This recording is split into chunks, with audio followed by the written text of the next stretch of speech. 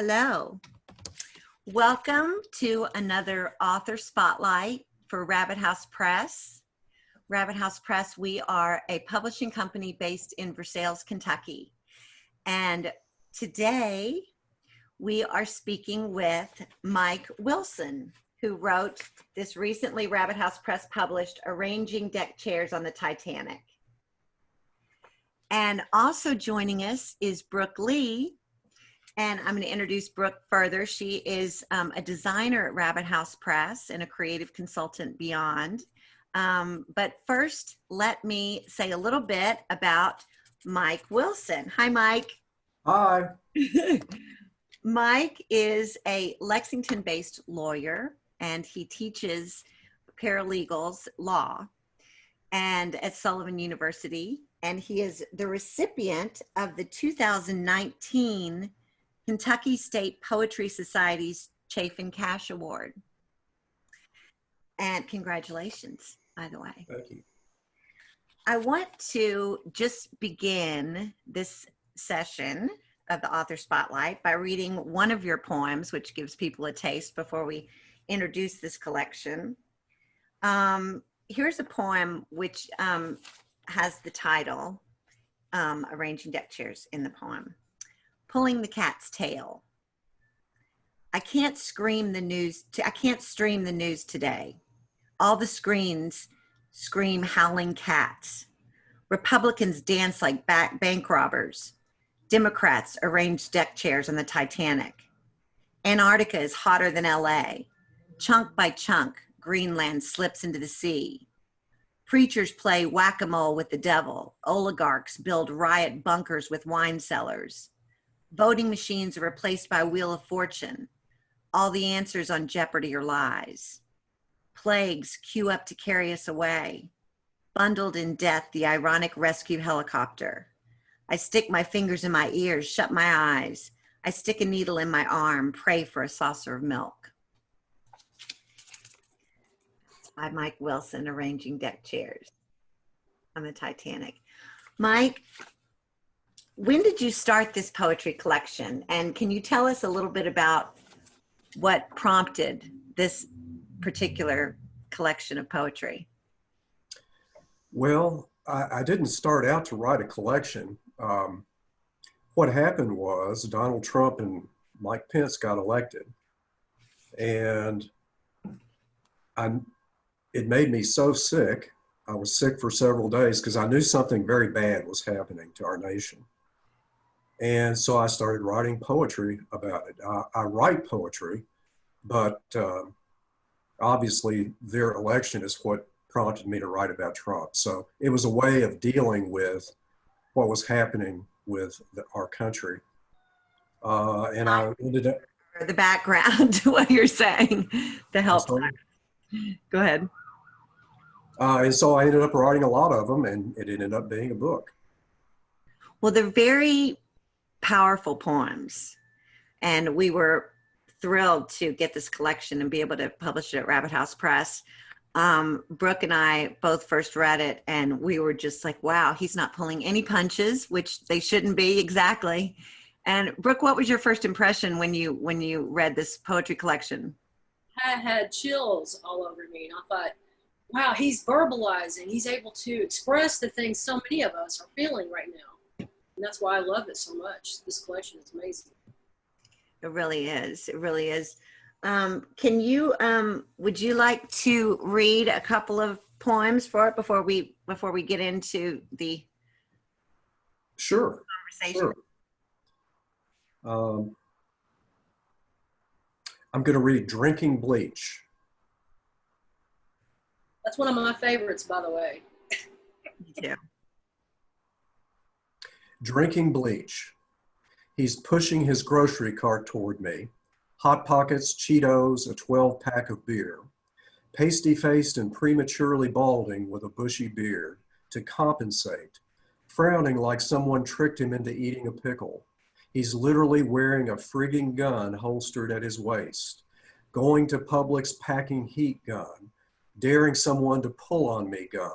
12 feet away, his triggers cocked, awaiting the president's tweet declaring open season on liberals, finally.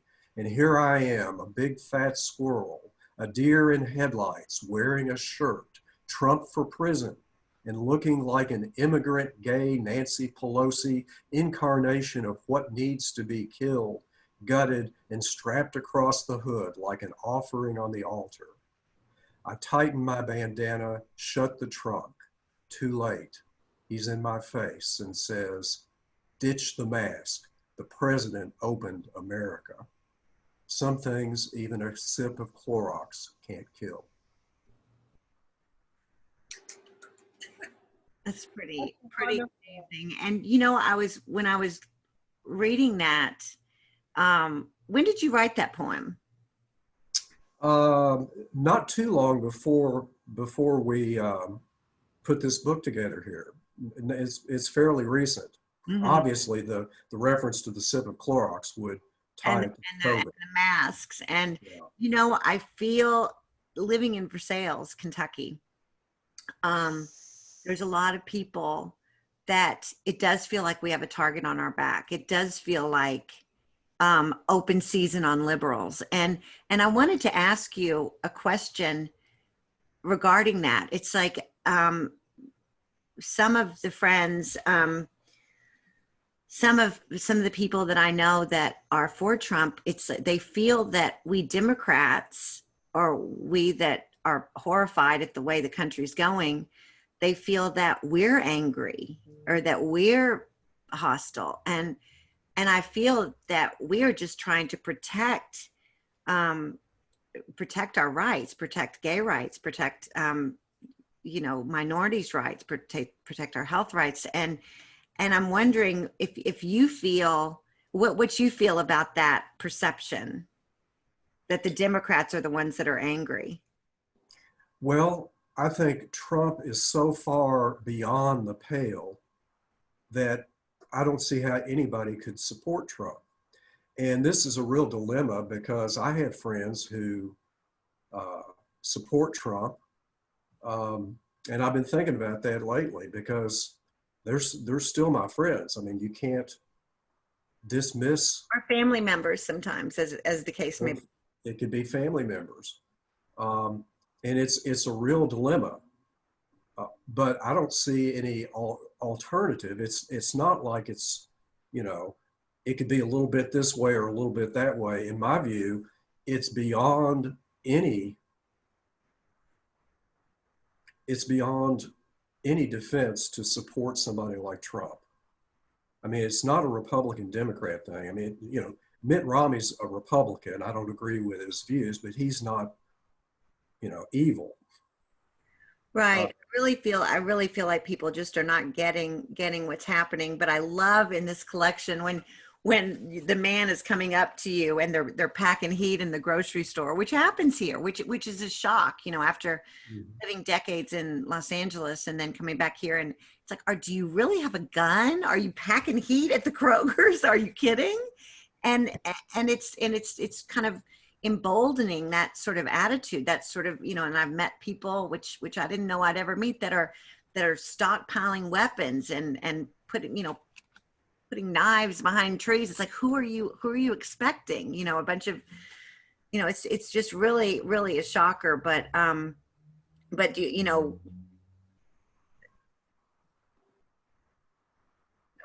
let you speak to that. And what's happening right now in Portland and Columbus, where unidentified, evidently people are being deputized by the Department of Justice who don't have to identify themselves, who have all the equipment they need, and they're just picking up people and taking them off to God knows where. And that's scary. That's very scary. It's really, really scary. And ironically or coincidentally or whatever, I have been watching The Handmaid's Tale for the first time. And have you seen that show? Have you seen it, Brooke? Oh, you've got to watch it. It's on Hulu, but at the same time, I'm listening on Audible to the book. by Margaret Atwood. And the Handmaid's Tale is really horrifying and not that far from what I do believe whoever is pulling the strings, which you have the puppeteer poem. I want you, if you can read that. What is that? Something about that. But anyway, I think that it's not that far. It's not completely inconceivable for something like this to happen slowly but surely. And I have a lot of my gay friends that they are, pleading with their loved ones, say, how could you vote for someone who, and they're like, oh, Trump's not against gays. Whoever's pulling his strings is. And they are trying to pull the rights away. Pence believes in conversion therapy. How can you believe that and be in support? Or I mean, it's just indefensible. So it reminds me, I just saw the show Hillbilly about, and it takes place during the 2016 election. And Silas House, my friend and incredible author, talks in the end after voting that he has he's defended and the rural people that he grew up with his whole life. And after the election turned out, he said, I can't do it anymore. I just can't do it anymore. And I understand that, because how can you defend a certain people when they clearly turned a blind eye to what this administration is doing and what this administration is for, and how, it's just by they'll reverse everything, all the progress that we've made, and bring us back to the Handmaid's Tale, And I don't think that that's alarmist or anything in any way to say, because it's exactly where they're going. Trump said, I could shoot someone on Broadway in daylight and I wouldn't lose a vote. And he's right. They can do anything. And it's more important to his followers to be on that side of whatever it is. He can do whatever he wants, and he's not going to lose a vote for the people who support him, because it's not a rational thing. Something else drives this. Look at the mask wearing. Why would some people get so worked up about not wearing a mask? It's so they can be on the opposite side of people who are for wearing the mask. That's more important than people dying. Right. And some of these issues, I know that some people I know are so against abortion, and that no matter what else, they think that the Democrats are going to start killing babies or something, at random. And so they'll vote for the other side no matter what, because they believe a liberal, and some of them are, I think that's an issue that just keeps them on one side, keeps them on the side, and they don't care what face is on that. And that's important to Trump's support. He's giving the evangelicals the justices they want for that issue, and for other issues that are important to conservative Christians, like being against gays. So he's giving them that in exchange, and so they give him their support. Right. And there's no discernment. Like, everything has to be black and white, instead of knowing there are layers to everything. And they twist things around. They'll take a piece of truth and then build something else around that and twist it around. Like Black Lives Matters and the abortion issues and the mask, all that has got different layers to it. And I feel like they're appealing to people who are just believing everything they see on a screen from the mainstream media, from Trump's end of things. And it's very frustrating sometimes. Brooke, I have a question for you, Brooke, regarding this, and then we're going to read a couple more poems. I have asked Mike to read a couple more poems, but I just want to ask you, an artist yourself, Brooke designed this beautiful arranging deck chairs on the Titanic. She also designed our latest After the Race. and design. I'm just going to kind of go through a few of your Bad Sex in Kentucky. Brooke did this, her wonderful handiwork. And Transcendental Voyages. We'll be talking to Nancy next week. A poetry collection from Kentucky to Kathmandu. Why is it? You're also a musician. You played with Ben Folds 5, and Mike, you're a musician. Folds. Just when we were little kids, we were like teenagers in North Carolina. In North Carolina, but you got scholarships for your musical abilities, right? I had a scholarship to U of L music school, and I played in the symphony down in North Carolina and I think Ben was in it with me. We played violin. We played different instruments. Of course, he's better on keyboard than anything. Why do you think that on this issue, most artists, musicians, painters, philosophers, why can you pretty much count that they're not going to vote for someone like Trump, which Mike is so blatantly laying out the reasons? But why do you believe that if there is an artist or a musician or a writer, you can probably kind of count on that they're on this side of the fence? I thought about that a lot, and I think one of the main reasons I love creative people is because they don't confine themselves to thinking inside this little box. They think outside of that. They try to think original things, and they're exploring the world. And I think artists throughout the centuries have been the way showers, or at least showing a reflection of what's happening in society. That's why I think creative people are so important.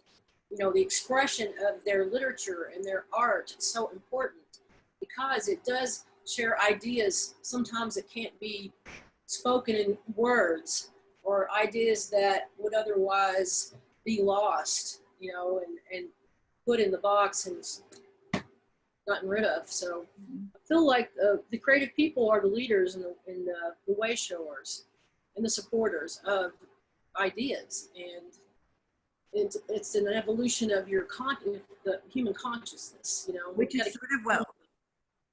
which is also sort of what we talk about being our mission at Rabbit House Press, is to tell all these different stories, because America is made up of so many different kinds of people. And of course we would, love to publish people from other countries, but narrowing it down to all these American stories, you realize they're endless. And I think that's a very interesting way to open up people's eyes of all the different ways that you can live and have, the American experience. So, Mike, will you read another poem or two? Sure. How about Thumbs Up? Did that on purpose. I didn't even do it on purpose. I just did it. Thumbs Up. He swaggers through china shops, smashing mirrors and manners with a jackhammer hatred worn as jewelry. He hurls parades of hand grenades in case someone thinks he's not strong, grinning with used car salesman's sincerity and shuffling a pack of lies, sharpening the hatchet for our collective suicide while he sizes up suckers and grabs whatever he can reach, stringing a crime spree into a necklace of notches and a gun. Sent from Hollywood heaven is what the preachers say, discernment splintered in prisms of stained glass, tiki torches and stone cold faces, and riots and rubble as everyone races to hiding places that shapeshift into seats on a train to oblivion.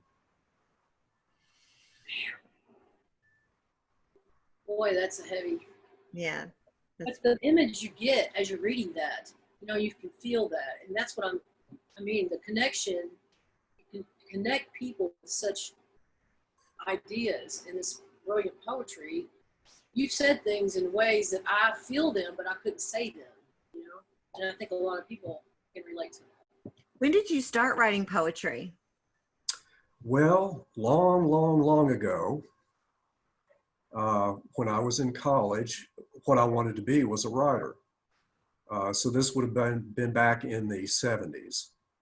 And so I studied under Jane Gentry Vance and Wendell Berry and other writers of the time. And then I decided that I didn't really know anything and that also I didn't want to be an English professor. So I took a different direction and went to law school and ended up doing law because I thought I would be able to do that because I can think analytically pretty well.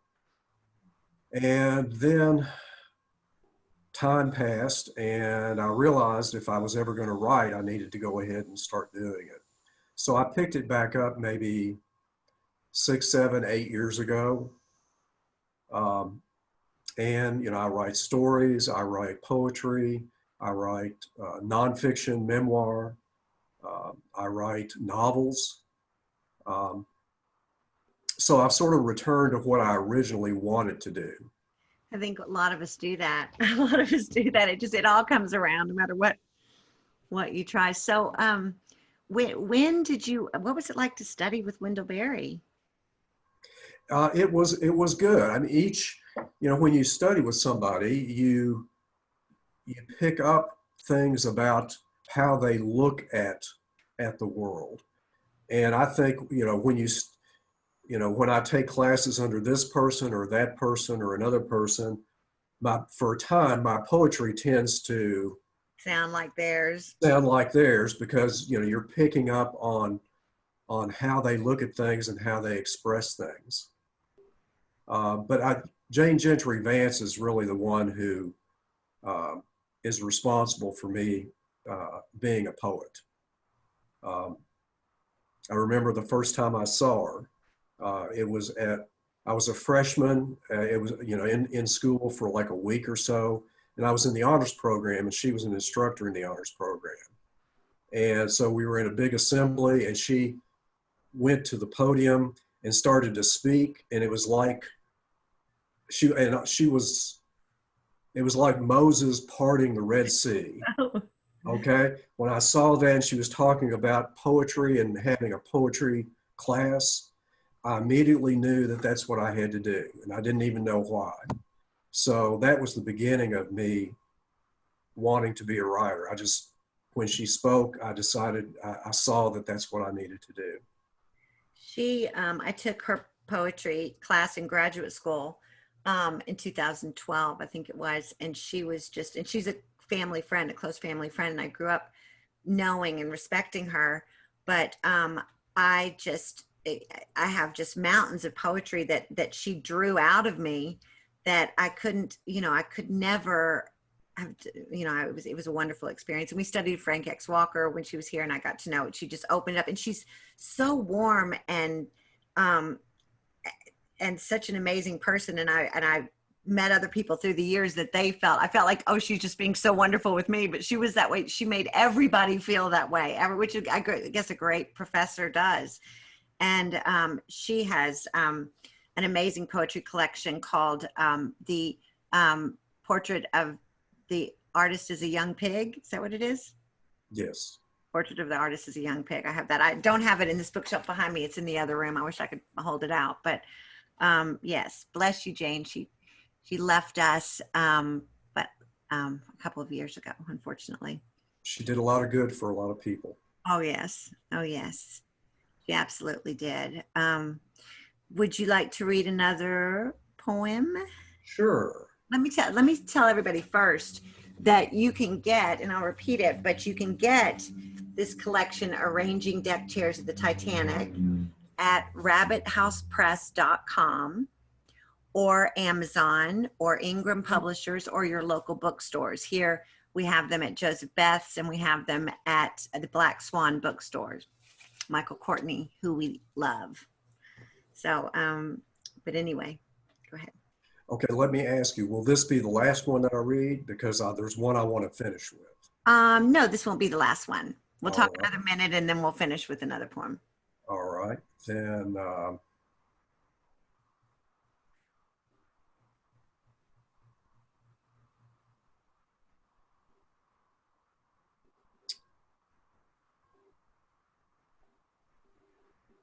let me pick one here.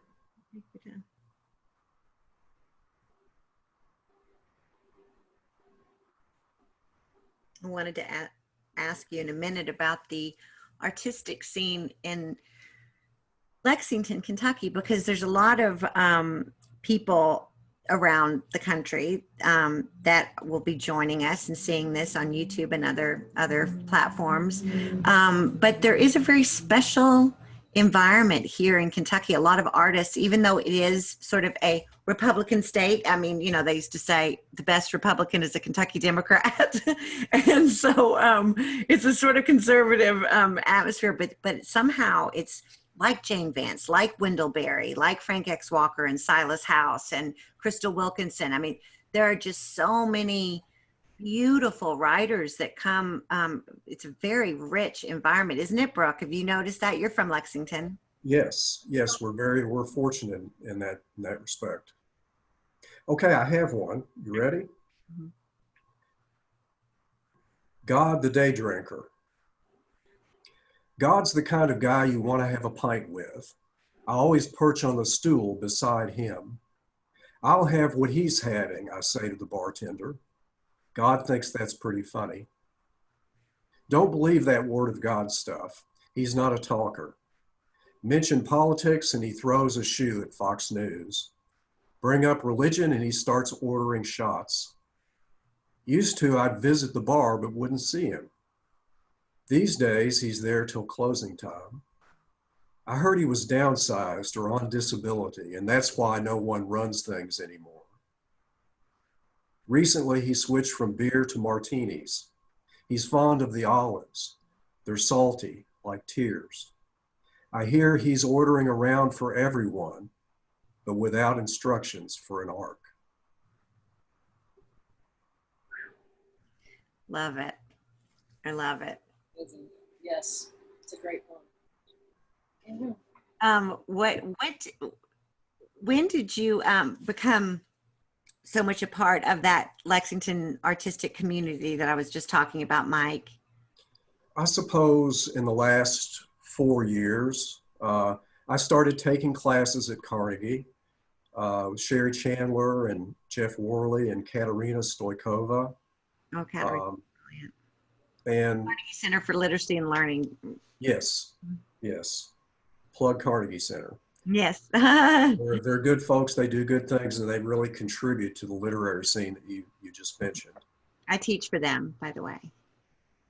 I love it. Go ahead. So that's it, and it really does help, I think, to be part of groups and to take classes because you get feedback from people and you learn things. You learn things from everyone. And the poets in Lexington are all very supportive of each other. There are people in classes, and then I have groups of other poets where we meet and exchange poetry. Mm-hmm. So it's very supportive, and poets need that because poetry is kind of weird, and there's a small audience who appreciate poetry. Mm-hmm. So it's helpful to have support, have your friends behind you. It really is such a supportive community. And I don't know if you feel that. Brooke, you're based in Berea, right? Yes, but I'm from Lexington, and I like to go to Poetry in Motion. They just had that this past Tuesday at the Croy, but they have it once a month. It's people of all different colors and backgrounds that get together and read their poetry. And I love that community. It's wonderful to do that. It just reminds me, it's like we went to visit my mom in North Carolina recently, and I've felt a little bit stifled recently with all of the things that you talk about in this beautiful poetry collection. I mean, it's just conversion therapy song. There's so many great poems in here, but I felt a little bit stifled from being surrounded in Versailles, in the little town, with all of this just ultra conservative view that does not match mine at all. And I don't even know how and then we drove into North Carolina, and with the pine trees, I just felt like I could breathe. And the first thing, we're not going anywhere, but at first we were like, let's move here, let's move away. How can we? But then I think, I finally am setting down roots after sort of being a gypsy my whole life. And I don't want to leave this artistic community. I don't want to leave this literary community. And I'm so proud to be a part of it and to be embraced by them, that that it keeps me here. And I think that that we're going to have to learn to live side by side, people that are going to be, you know, packing guns at Kroger's, and God forbid he gets elected again and we have 4 more years of it. I don't know. I don't know. Interesting thing I found in Kentucky. I lived in Estill County for a couple of years, and it's one of the poorest counties in Kentucky, and you see a lot of that. But there was the Arts Council there was wonderful. We joined that, and so there were pockets of people that come out of the mountains. You know, they look like you didn't know they were there until you had a festival or something. Yes, and I've met so many amazing writers and more creative people, frankly, than I did when I was living in LA. I mean, yeah, we were making movies and doing plays and all this. So when you're doing that, but as a whole, there are so many wonderful creative people here, and you can really do. Maria, this is a great place to live. I can't make a decision between Maria and Lexington. I love them both so much. Right. It's a really cool place to live. It really is. Yeah, it's gorgeous. I've Deb Schnault, Marie Hibbard, who lived there. Hi. Well, I'm going to. I just want to read all of them. I hope that you all will go out and get this book. It really is fabulous. I want to ask you just a little bit more before we close from another poem about your life as a lawyer and how with such, you know, strong. Is your wife an artist as well, or a writer? No. Okay, I didn't know. But how do you balance that when you're teaching? Does that seep in at all? That is an issue, because being a lawyer is very linear and requires a certain amount of aggression. And to transition between my lawyer mode and my artist mode is difficult. I get up early in the morning and write. And so I try to do that before I get into the other mode, because it really is a different state of mind, and I can't just stop doing one and start doing the other. It's like becoming a different person. So that is an issue, but I'm learning how to be able to do both. Mm-hmm. Wow, you're doing it very, very well. I look forward to the next. Are you working on another collection now? I am. I'm working on a collection based on dreams. Oh. What I do is I've learned how to remember my dreams. And so I suggest to myself that I'm going to remember my dreams. And then as soon as I wake up, I usually just get up. That's why I'm getting up at 3 or 4 o'clock in the morning. Wow. And the key is to hold the image and attach a word or two to it, mm-hmm. so that you have a hold of it, and then you sit down and you recreate the dream. You pull the dream back up and re-experience it and observe what it was that you observed, and you can actually learn to do this. And so I've been writing a lot of poems based upon that are simply a recounting of my dreams. It's really interesting. He does that. I'm sorry? Do you know Johnny Lackey, the painter? He does that? And like I said, yes, he was writing poems. He was posting them, and they were that last night's dream. I mean, I think that's fascinating, because I wrote. There was a section in one of my books that I wrote this whole dream, and I just captured that one moment, and it's just I see it so clear. And lately I've been having such strong dreams, and I wish that I could remember them, but before I write them down, I forget them. So yeah, you have to suggest to yourself that you're going to do it, and then you have to grab anything that in it that you have and fix it and hold it. And if you just do that and just keep focusing on that, you can pull the rest of it back in. You can pull back in what you've forgotten. If you make the effort. It's surprising, but it's possible to do that. Okay. And I think dreams have a coherence of their own. Something holds them together. Mhm. And my theory is that it'll hold together as a poem the same way. Yeah, great. What's the name of that? Have you named that collection I yet? don't know. Good question. We're about at the point where I'm starting to think about names. I'm taking Katerina's class. It's a Oh, class on putting together a collection, which is what arranging deck chairs on the Titanic came out of. And so we're at the point where we are supposed to be coming up with titles. So in the next few days, I'm supposed to come up with, 10 or 15 different possible titles. great. That's exciting. I want to mention something real quick. Hmm. Mike has a fantastic author platform. He's got a great website, and he posts, interesting blog pieces on there. His Instagram is great. He Every puts day. I love your Instagram page. fantastic images with his poetry. His Twitter is starting to grow and take some, take root. And so if you guys take a minute to go look at his platform, I think you'll enjoy that very much. And And sign up for the much news. of that is attributable to Brooke's help setting it up.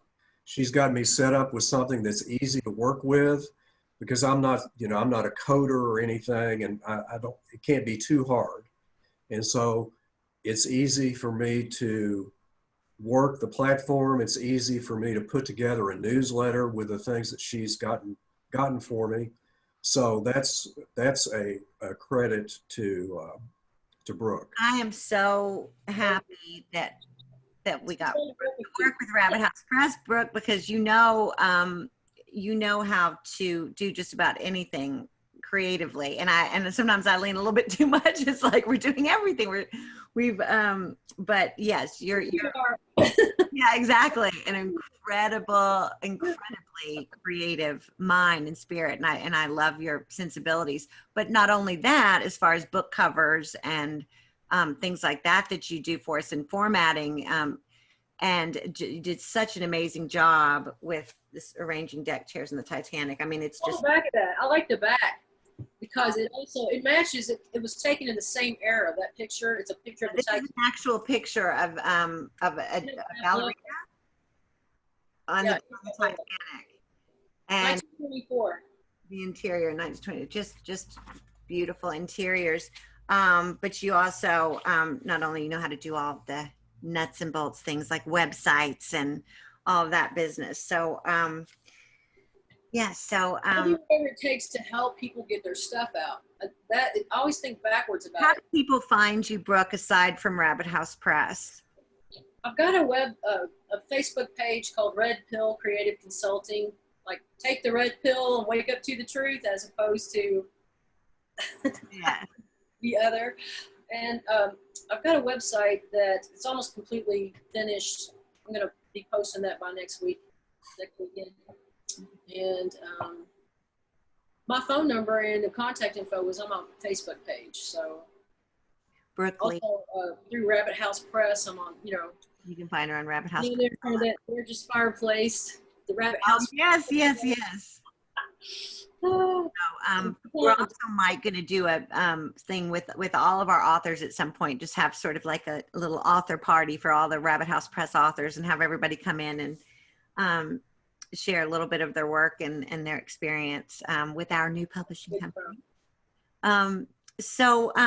Well, Mike, I am so excited when we do start having meetings out in public. I can't wait to have a big reading with you at the Carnegie Center and have you sign books personally. But if anybody does want a signed copy of Mike's poetry collection, order it through Rabbit House Press and I'll get you a signed copy, a personalized copy. Yeah. And but you can feel free and just get it on Amazon if that's easier for you. Well, Mike, let's close with another poem. Okay, this one has props. We love props. All right. sorry. Oh, Mike, you're killing me. Okay, this is the Trump-Pence Blues performed in the manner of Bob Dylan's leopard skin pillbox hat.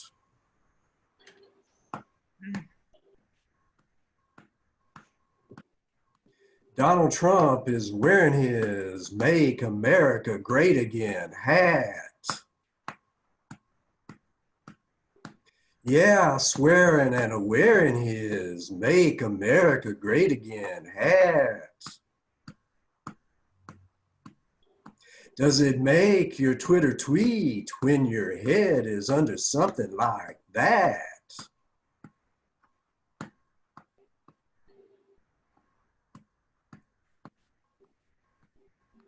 Gonna build a big wall now down by the old Rio Grande. Gonna build a white wall down by the old Rio Grande. Gonna truck us in some Mexicans, build it nice and tall with brown hands. Oh, got a problem, snowflakes? Ask the NRA to give you a gun. Yeah, homeroom teachers are packing heat. Even the lunch lady is carrying one. If you happen to run into Jesus, tell him still ain't no place for him to come. Mr. Pence is up in Frisco. He don't need Kalishnikov to lock and load. Mr. Pence is up in Frisco. He don't need Kalishnikov to lock and load. He's waving his Bible in your bedroom. Conversion therapy electrodes. Oh, football players dissing, singing Mr. Francis Scott out of key. Instead of waving and parading, all the quarterbacks are dropping to their knees.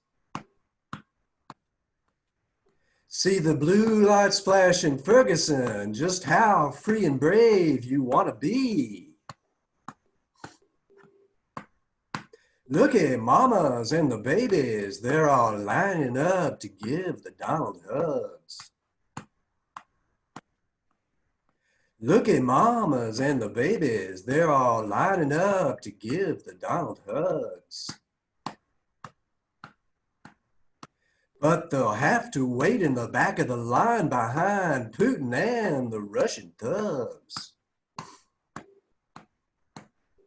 Hey, Donald is taking off his Make America Great Again hat. Hey, Donald's taking off his Make America Great Again hat. He's trying on an orange jumpsuit. He looks much better in that. Well, thank you. Arranging deck chairs on the Titanic. Buy one. Bravo. Bravo. Well, thank you so much. It's such a pleasure working with you, Mike. You're a brilliant author, and I can't wait to see what comes of the Streams book. That's going to be very interesting. Yes, I agree. I appreciate you letting us publish your beautiful collection. I hope everybody goes out and gets it. Thanks, Brooke, for being with us here today. And everything. I love working with Rabbit House Press. thank you for everybody who's listening. Mike, until next time. And I will see you all later. Thank you. Thanks.